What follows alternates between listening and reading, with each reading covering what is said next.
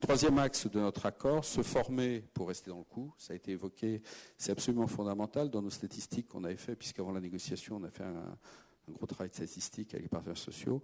On s'est rendu compte, ce qui est assez banal, mais on l'a chiffré, que nos seniors, à partir de 45 ans, se formaient 2 fois moins que les collaborateurs avant 45 ans.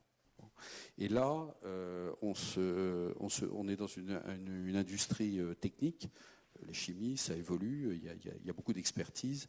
On ne peut pas se permettre effectivement d'avoir une telle déperdition, parce que là, effectivement, le capital humain, effectivement, il y a la déconnexion par rapport à nos exigences techniques. Donc effectivement, on s'est fixé pour objectif, très simplement, à l'horizon de notre accord de 3 ans, de retrouver le même taux de formation pour les seniors que pour les non-seniors. Donc on va piloter ça, y compris dans les directions, par la voie managériale, avec des objectifs qui seront par direction en fonction des taux qu'ils atteignent effectivement.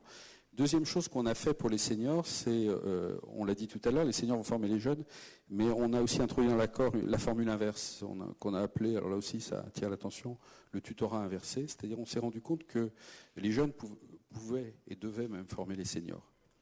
En fait, on se rend bien compte, c'est une espèce d'évidence, que par exemple sur les nouvelles technologies, en fait, on a l'informatique de son âge en général, et donc dans l'entreprise, on a décidé donc de créer des binômes. On s'est fixé 50 binômes là d'ici la fin de l'année, un senior, un jeune, pour des apports de hotline au quotidien en nouvelles technologies.